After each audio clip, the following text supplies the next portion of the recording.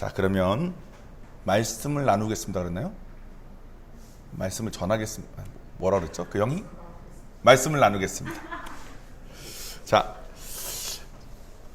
저희가 지난 2주 동안 성령님의 도우심에 대한 이야기를 했어요. 그죠? 성령님께서 우리를 도우시는데 우리를 너무나 잘 아시기 때문에, 또 우리 상처도 알고 이런 거 너무 잘 아시기 때문에 우리가 할 수 있는 그만큼, 선택할 수 있는 그만큼에 맞춰서 주님 역사하신다고. 그래서 우리가 매 순간 주님의 인도하심을 받는데, 그 인도하심 받는 방법은 갑자기 일이 짜잔 잘 되는 것이 아니라 우리에게 매일매일 주님의 길로 가깝게 갈 수 있는 선택의 기회를 주신다고 제가 말씀을 드렸습니다. 오늘은 그 선택의 기회를 가지고 주님을 선택해서 잘 가고 있는데, 열심히 잘 가고 있는 사람도 사실 부서질 수 있어요. 그 부서질 수 있는 경우에 대한 이야기를 오늘 나눠보도록 하겠습니다. 본문은 누가복음 10장 38절에서 42절까지 말씀입니다. 주보에 있고 제가 읽어드리겠습니다. 그들이 길 갈 때 예수께서 한 마을에 들어가심에 마르다라 이름하는 한 여자가 자기 집에서 영접하더라. 그에게 마리아라 하는 동생이 있어 주의 발치에 앉아 그의 말씀을 듣더니, 마르다는 준비하는 일이 많아 마음이 분주한지라 예수께 나와 이르되, 주여, 내 동생이 나 혼자 일하게 두는 것을 생각하지 아니하시나이까 그를 명하사 나를 도와주라 하소서. 주께서 대답하여 이르시되, 마르다야 마르다야, 내가 많은 일로 염려하고 근심하나 몇 가지만 하든지 혹은 한 가지만이라도 족하니라. 마리아는 이 좋은 편을 택하였으니 빼앗기지 아니하리라 하시니라. 아멘. 마르다라고 하는 한 자매의 이야기입니다. 이 마르다라는 자매는 예수님을 믿고 따랐던 사람 같아요. 그리고 동생이 있었나 봐, 마리아라고. 그래서 예수님께서 한 마을 오셨을 때 이분이 이제 하나님이라는 확신을 가지고 기뻐서 자기 집으로 모셨는데, 예수님이 오신다고 하신 거죠. 예수님이 오실 때 혼자 오셨을까요? 제자들도 데리고 오고 사람들도 같이 왔겠죠. 그러니까 마르다가 이제 하나님이 자기 집에 오신 거니까 너무 기뻐서, 물론 이때 마르다는 예수님을 하나님이라고 완전 확신했는지까지는 모르겠습니다만, 왜냐면 예수님의 완전한 확신은 성령 이유니까. 하지만 최소한 제자들처럼 이분이 그 예언된 메시아구나, 이분이 우리를 구할 수 있구나라는 확신을 가졌던 것 같아요. 그래서 마르다가 열심히 이제 손님 맞이를 하려고 열심히 하고 있는데, 동생 마리아가 어떻게 했다고요? 일을 도와주지 않고 예수님이 말하고 있으니까 손님들 마냥 옆에 붙어서 얘기만 듣고 있는 거야. 마르다는 지금 바빠 죽겠는데 메시아가 오셔서 메시아를 영접하고 막 메시아를 대접을 해야 되는데 자기만 일하고 있고 동생은 아무것도 안 하는 거예요. 그러니까 마르다가 예수님한테 물어봅니다. 쟤 좀 뭐라고 해야 되는 거 아니에요? 지금 예수님이 오셨는데 우리 집에 제가 이걸 돕는데 쟤는 아무것도 안 하니까 좀 한마디 해주세요, 예수님. 그랬더니 예수님이 뭐라 그랬다고요? 의외의 대답을 하셨죠. 마르다야, 네가 걱정이 너무 많네.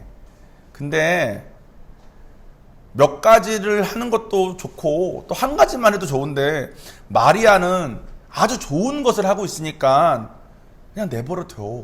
이런 말씀을 하십니다. 그러면 마르다가 기분이 어땠을까요? 그때 마르다의 기분에 대한 이야기를 오늘 조금 해보려고 합니다. 보통 이 마르다 마리아 이야기에 대해서는 보통 메시지는 이겁니다. 그냥 간단히 생각하면 사람을 섬기는 그런 행위, 그런 것들도 너무 중요하지만 제일 중요한 것은 마리아가 한 것처럼 예수님 곁에 함께 머무는 것이다. 예수님과 함께 하는 것이 가장 중요한 것이다. 마리아 입장에서 생각해도 언니가 이렇게 예수님한테도 막 이르고 할 정도면 마리아에겐 이미 눈치를 많이 줬겠죠. 야, 와서 좀 도와. 야, 이거 같이 해야지. 근데 그럼 마리아가 마음 편했을까요? 마리아가 아마 마음이 안 편했을 겁니다. 근데 마리아는 예수님 안에서 예수님과 함께 하면서 예수님이 우리 집에 오셔서 직접 말씀하신 이 상황을 놓치고 싶지 않았던 것 같아요.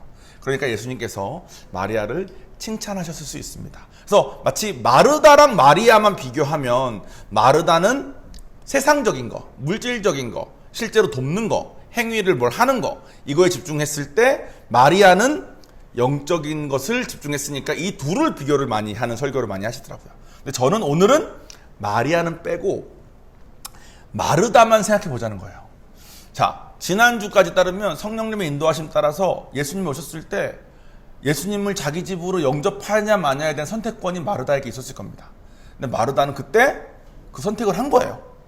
선택을 해서 자기 열심으로 열심히 섬겼습니다. 그죠? 막 열심히 섬기고 있는데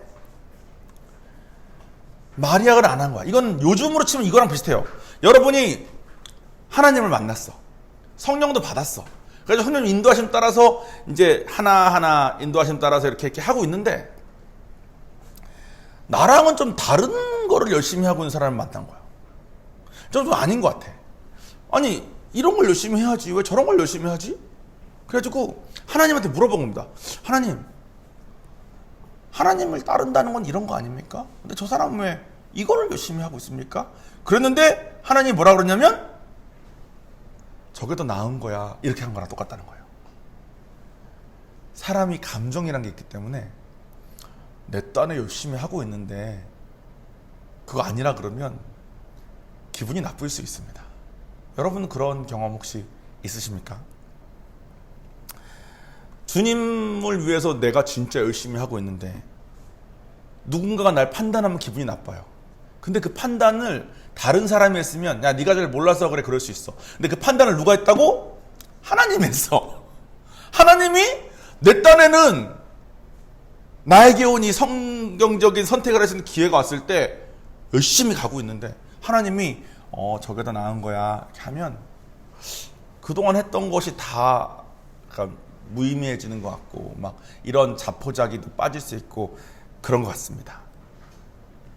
사실 기독교 신앙생활을 하면 이런 일은 너무나도 쉽게 일어납니다. 제가 예를 몇 가지 들어볼 테니까 여러분 상황이 어떤 거랑 비슷한지 한번 생각을 해보시면서 한번 들어보세요. 제가 인카운터 때 자주 말하는 것처럼 모든 인간에게는 종교적 직감이라는 게 있습니다. 종교적 직감 뭐냐면 만약에 신이 있다면 나는 신한테 이렇게 해야 될 것 같아 라는 마음이 있어요. 보통은 뭐냐면 그 신한테 잘 빌어야 될 것 같습니다. 정성을 다해서 뭘 바쳐야 될 것 같아. 그리고 전 세계의 모든 종교들은 대부분 그 신한테 뭘 바칩니다. 자기 자녀를 바치는 경우도 있고 실제로 예수님 오셨을 때 당시에 되게 사람들이 믿던 신은 높은 절벽에서 귀한 딸을 떨어뜨려가지고 떨어뜨린 그 시체가 어떻게 피가 튀었는지에 따라서 점을 받대요. 그러니까 얼마나 잔인합니까? 근데 그게 멕시코에도 비슷하고 다 비슷해. 뭘 바쳐. 우리나라도 배를 타고 가다가 여러분 풍랑을 만나면 어떻게 했죠? 심청이를 바치죠. 바치면 용왕이 잠잠해져서 분노를 시킨다. 그게 전 세계적으로 다 똑같이 그렇게 생각을 해요. 신은 높은 분, 나는 낮은 분. 그럼 맞아요, 그죠?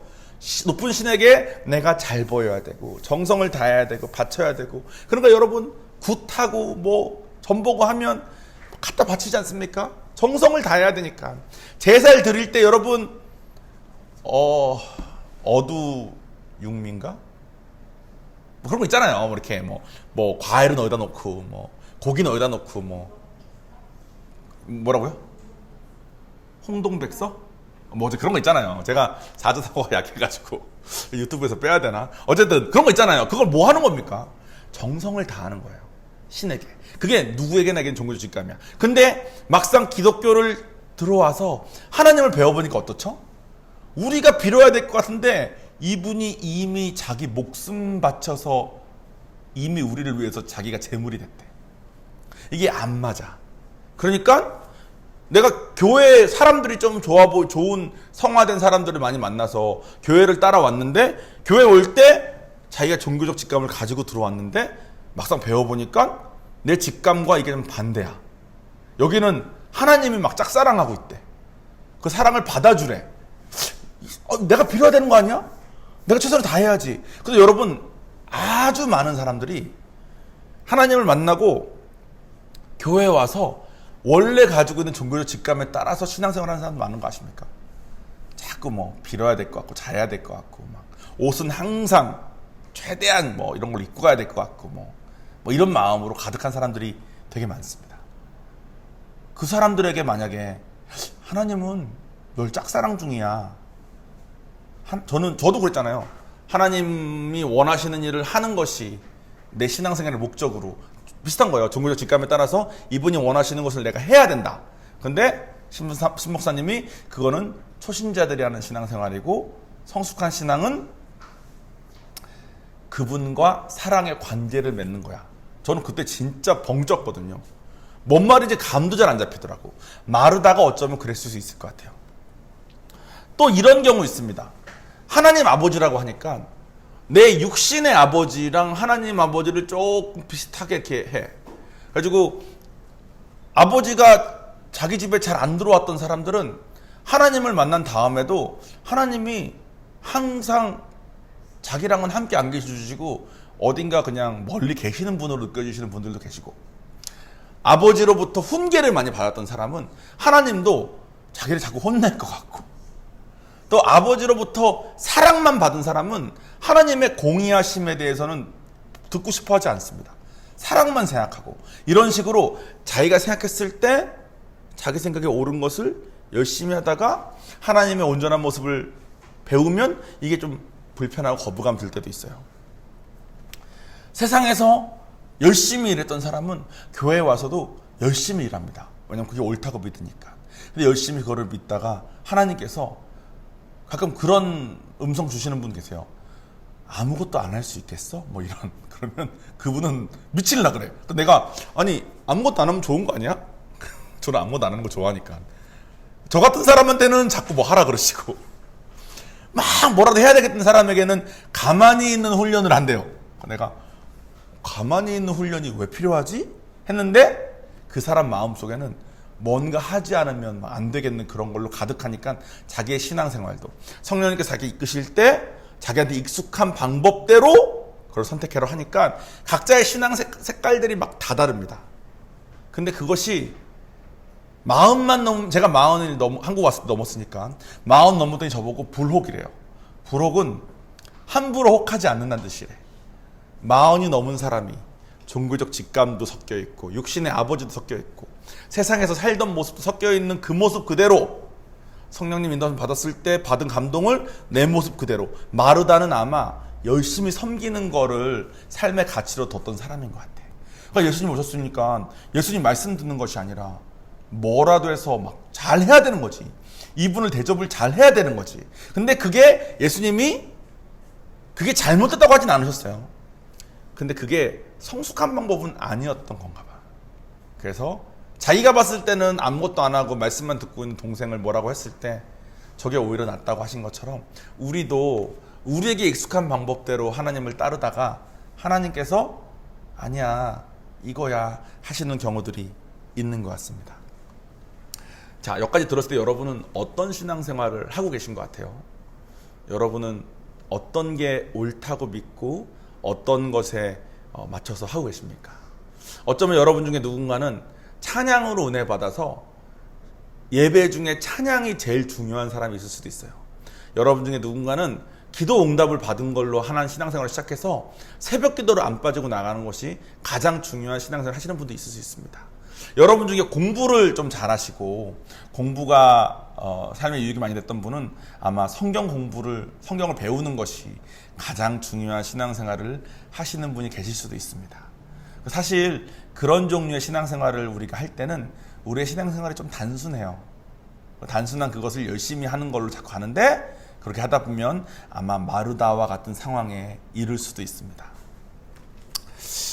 언제나처럼 저의 또 부서졌던 과거를 또 말씀드리면서, 참고로 이 분야에 대해서는 저는 아직도 가는 중이라는 것을 생각하시면서 들어주시면 감사하겠습니다. 저는 은사라는 것을 되게 고려를 많이 했던 사람이에요.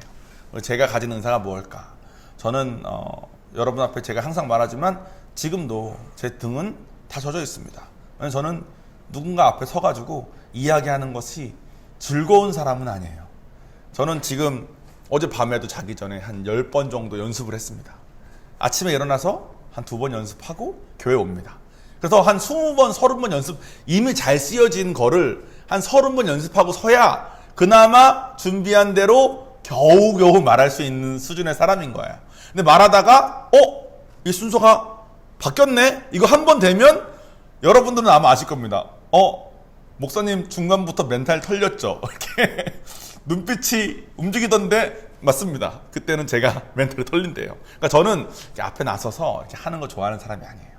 저는 뭐 좋아하냐면 뒤에서 앞에서 뭐 하는 사람 도와주는 거 잘하는 사람입니다. 그런 거 좀 이렇게 체계적으로 잘 준비해가지고 저 사람이 요거 원하니까 처음에 이거 준비하고 저는 MBTI에서 극 J거든요. J를 잘 써가지고 이 사람에 맞춰서 저는 그래서 미디어 팀에 있었고 미디어 팀은 뭡니까? 앞에서 설교하시고 앞에서 찬양하시는 분들 뒤에서 카메라로 찍는 사람들 아닙니까? 그게 참 잘 맞았어요. 그래서 그걸로 교회를 섬기고 하는데 사람들도 제가 하니까 실수도 좀 적고 또 이거를 제가 좋아하니까 제가 이거를 하다 말다 안 하고 열심히 하니까 교회에서도 좋아하시고 저도 좋았고 하나님을 따르고 싶은 마음이 들 때마다 저는 그 미디어 일을 열심히 했습니다. 그러다가 제가 미디어 촬영 때문에 이제 선교사님들이 많이 모이는 그런 대만에서 있었던 무슨 집회 같은 데 갔는데 거기서 어떤 목사님을 봤는데 그분은 행정 목사님이시래. 그래서 그분은 행정 일만 하신대요. 근데 온 세계의 모든 선교지의 행정 일을 다 맡아 하신대. 그래서 와, 이분도 참 귀하다. 대단하시다. 어떤 분은 찬양 선교사님이시래. 이분은 어딜 가나 찬양하는데 막 찬양 일단 노래를 너무 잘하시고 음악도 너무 잘하시는데 막 이분 찬양할 때마다 막 임재가 막 느껴지는 것 같아. 그렇게 은사들이 다 이렇게 있지 않습니까? 그래서 그 중에 한 목사님하고 제가 방을 같이 쓰는데 저는 미디어 쪽이니까 저는 그냥 일반 형제로 간 거고 그때 결혼했을 때가 집사구나. 집사로 간 거고 그분은 이제 다 목사님 부부인데 저는 이제 집사로 간 거예요. 가서 이제 목사님 한 분과 저랑 같이 방을 쓰고 이렇게 얘기하는데 이분이 말씀하시는 내용이 신 목사님 말씀하시는 거랑 좀 다르더라고. 색깔이 좀 달라. 저는 그냥 은사에 대한 거가 되게 딱 있던 사람이니까 어떤 사람은 가르치는 은사를 가졌으니까 가르치는 사람으로 일하고 어떤 사람은 뭐 저처럼 뒤에서 찍는 거 이런 거에 은사 말씀 이렇게 하고 뭐 이렇게 생각을 했는데 또 그분은 철저하게 그걸 맞춰서 했기 때문에 그분은 평생을 자기의 그 분야를 하나님을 위해서 열심히 하는 걸로 하셨는데 제자는 아무도 없는 거야.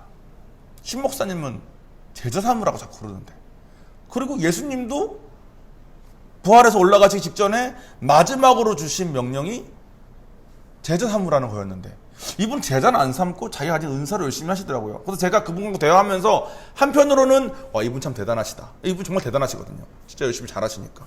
근데 또 한편으로는 신 목사님 말한 거랑 뭔가 조금 틀리네 이런 생각을 되게 많이 하고 돌아왔어요. 얼바인으로. 신 목사님한테 여쭤봤습니다. 신 목사님, 그분의 삶이 너무 귀하고 그분이 가진 그 은사대로 하는 게 너무 좋아 보이긴 하는데 들으면서 뭔가 조금 이상했습니다. 신 목사님한테 배운 거랑도 좀 다르고 제가 봐도 제가 같은 생각하고 좀 다릅니다. 그래서 뭐가 다르냐 해서 제가 그 얘기를 한 거죠. 이분이 가진 그 은사를 열심히 평생을 전 세계를 돌아다니면서 자기가 갖는 그걸로 열심히 하시는데 제자는 아무도 안 삼으셨고 내가 물어봤거든요. 제자는 그러면 안 삼으셨어요? 그러니까 내가 받은 은사는 제자를 삼는 은사가 아니기 때문에 난 이 은사를 하고 있어 그러셨다고. 그래서 내가 일도 너무 잘하시고 그래서 그걸 목사님께서 말씀드렸더니 목사님이 그거는 그분이 뭘 오해하셔서 계신 거야. 그래서 그럼 어떻게 하는 거예요? 그러니까 그분이 목사님 말씀하신 게 그분은 자기가 하는 그 일, 저를 예를 들면 저 미디어잖아요. 미디어를 좋아하는 사람은 일단 앞에 나서는 걸 싫어하고 뒤에서 섬기는 걸 좋아하는데 뒤에서 섬기는 걸 좋아하는 사람 특징은 앞에서 하는 사람이 실수하는 거 까는 거 좋아하고 그리고 앞에 하는 실수 뭐 하면은 자기는 앞에 나서지도 못하면서 뒤에서 저건 저렇게 해야 되는데 저렇게 이런 거 좋아하는 사람들이에요. 난 판단 좋아하고 또 뭐 예쁜 거 좋아하니까 잘 찍고 또 앞에 나서 노래하고 뭐 말하라고는 또 부담돼. 뒤에서 뭐라도 하기는 원해. 이런 사람들이 미디어팀에 많이 모이거든. 제가 딱 그런 사람이었고 그러니까 신 목사님 하신 말씀이 너를 예를 들면 너는 미디어를 잘하는 은사를 받았으니 미디어를 하면서 너 같은 사람들이 모여있을 그 미디어 사람들에게 그 사람들이 어떻게 하나님께 가까이 가야 되는지 그분들을 제자 삼아서 가야 된다는 거예요. 제자 삼는 걸 빼면 안 된대. 왜 빼면 안 되냐면 우리는 다 죄인이기 때문에 우리가 제자 삼기 전에는 내가 원하는 그거, 이거 이상은 안 되는 그거. 그러니까 은사가 더 도드라지는 거예요. 왜냐면 은사는 나에게 편한 부분이니까, 나한테 익숙한 부분이고 내가 잘하는 부분이니까 하나님을 따를 때도 내 은사만 사용해서 따르면 내가 불편할 일이 별로 없고 내가 스스로 날 봤을 때 하나님 보시기에 좋은 것만 한다는 그 안에 갇혀 있을 수 있는데, 내가 다루어지려면 나라는 사람이 다듬어지고 나라는 사람의 지난주에 그 말했던 그 안드레 이야기처럼 나라는 사람이 깨어지고 다시 큰 살을 빚어지려면 결국 나의 편안한 부분 말고 나의 숨겨진 그런 부분까지 다루어져야 되는데 누군가를 섬기는 거 없이는 나의 금연을 볼 수가 없다. 그러니까 예수님께 변화되고 성화되고 가려면 제자 삼는 것을 빼고서는 신앙생활 될 수 없는데, 아마 그 목사님은 하나님 주신 은사를 하나님께서 열심히 쓰는 거는 있었겠지만 하나님이 원하시는 그분 본인에게는 집중되지 못했을 거다. 그분이 하시는 일이 집중되지 그분 본인에게 집중이 안 돼서 자기 자신을 들여다보고 자기 자신의 상처를 바라보게 되고 자기 자신의 한계를 바라보는 거는 어려웠을 거다. 종원아, 너는 가만히 있으면 그냥 미디어만 쭉 할 놈이니 반드시 제자를 삼아라. 제가 그걸 다 듣고 이게 여러분 아예 틀린 거랑 맞는 걸 비교하는 건 쉬워요. 예를 들어서 교회를 다니는 게 맞냐 아니면 안 다니는 게 맞냐, 그럼 다니는 게 맞겠죠. 그건 쉬워요, 그죠? 그리고 마약을 하는 게 맞냐 아니면 힘들어도 하나님께 엎드리는 게 맞냐, 그러면 하나님께 엎드리는 게 맞겠죠. 이렇게 한쪽이 완전히 틀리면 비교가 좀 쉬워. 그런데 둘 다 좀 맞잖아요. 그러니까 하나님이 그 은사를 가지고 열심히 그 평생 그 자기가 가진 것을 해서 사역하시는 분에게 너가 어떻게 이따위로 사냐 이런 말 안 하실 것 같아. 딱 마르다에게 하신 말씀 하셨을 것 같아. 너가 잘하고 있는데 너가 이런 면도 하면 좋을 건데 이것도 좋은 건데, 이렇게 마리아에 대해서 말씀하시는 것처럼 이렇게 하셨을 것 같아요. 그러니까 저는 그 목사님이 틀리게 살았다고 생각하기는 어려운데, 하지만 성경 전체를 봤을 때 우리에게 정말 중요한 것은 하나님과 관계 맺고 하나님 안에서 나를 들여다보면서 하나님 마지막 하신 그 명령대로 누군가를 제자 삼으면서, 제자 삼으면 여러분, 제가 누군가를 제자 삼으면 그 사람이 뭐 엄청 잘 되겠습니까? 사실 효율만 따지면 저는 제자를 한 명도 삼으면 안 돼. 저는 다 제자 될 만한 사람 찾으면 신목사님한테 연결시켜줘야지. 그래야지 그 사람한테 잘 될 거 아닙니까? 그러니까 제자 삼는 거의 목적은 그 제자 될 그 사람이 잘 되는 게 아니라 내가 그 사람 섬기면서 내가 하나님 앞에서 나를 더 들여다볼 수 있고 나의 역량이 커진, 결국 내가 하나님 앞에서 내가 중요한 거거든요. 그러니까 너가 가진 은사를 통해서 하나님을 잘 섬기는 것도 물론 중요하지만 사실 더 중요한 것은 하나님 앞에서 너가 어떤 사람인지 성장하는 것이 더 중요하단다라고 아마 그분께도 예수님께서 말씀하셨을지도 모를 것 같아요. 근데 그분이 하신 것도, 또 제가 예전에 미디어 팀만 열심히 했던 것도 틀렸다고 말하기가 어려우니까, 내가 틀리지 않은 것 같은데, 내가 인도하심 따라 열심히 온 것 같은데 방향을 좀 바꾸면 어때? 라는 말을 들으면 기분이 나쁠 수 있는 것 같습니다. 감정이 상할 수 있는 것 같아요. 그러니까 제가 신목사님하고 관계가 별로 안 됐으면 저는 아마 그 교회 떠났을 거예요. 이상한 말 하네 이 목사님, 저 목사님을 판단하네, 나를 판단하네, 이런 목사님은 안 되겠다 하고 나는 IGM을 떠났을 사람이에요, 원래 저였으면. 내가 근데 신목사님과 관계가 너무 깊고 이분이 말하는 것이 정말 나에게 항상 유익이었다는 내 경험이 쌓여있기 때문에 조금 이렇게 먹기 어려운 딱딱한 음식이었지만 그걸 내가 억지로 씹어서라도 먹으려 노력했던 것 같아. 여러분도 사실 마찬가지입니다.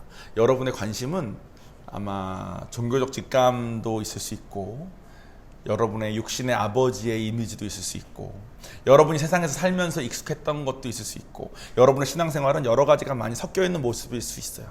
그런 여러분에게 오늘 하나님께서 너희들에게 가장 소중한 것은 사실 누군가를 섬기고 제자 삼는 것을 통해서 내 마음을 알고 나와 더 가까워지는 거라고 말을 한다면 여러분들 감정 상하지 않고 한번 그쪽으로 방향을 틀 생각을 해보실 수 있으시겠습니까? 그것이 마르다가 부서지지 않고 갔던 이유 중에 하나인 것 같아요.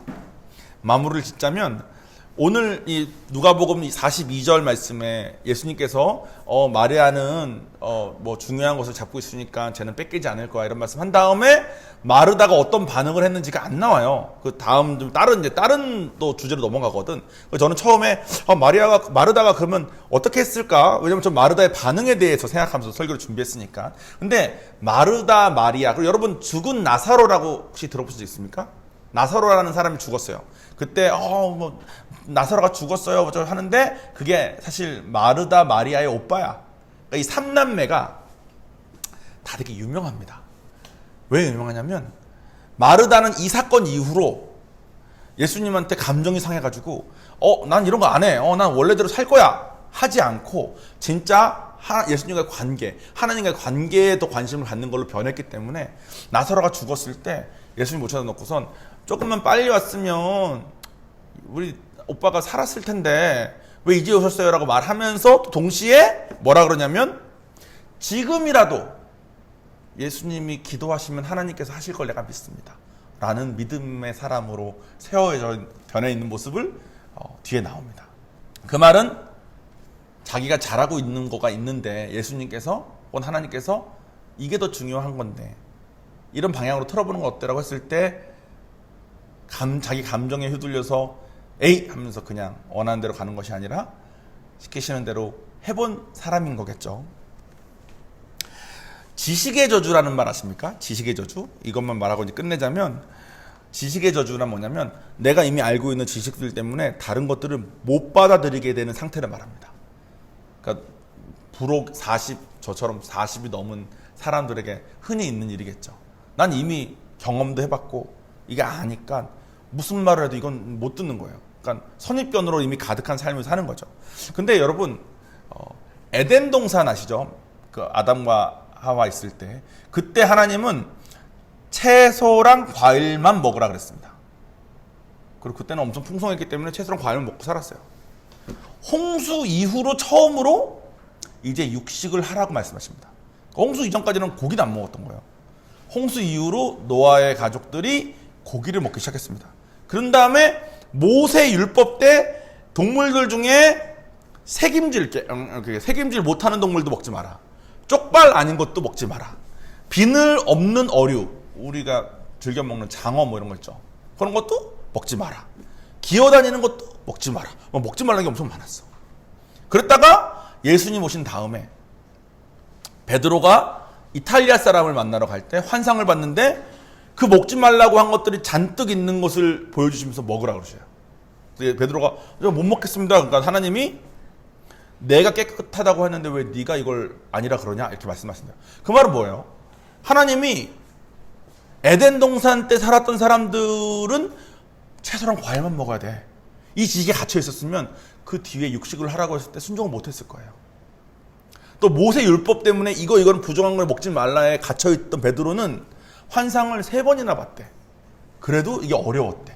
왜냐면 그 지식의 저주에 갇혀 있었으니까. 마르다도 자기가 살아온 습관에 따르면 열심히 섬기고 봉사하고 희생하는 거. 우리 맨날 희생하는 거 강조하는 거 아닙니까?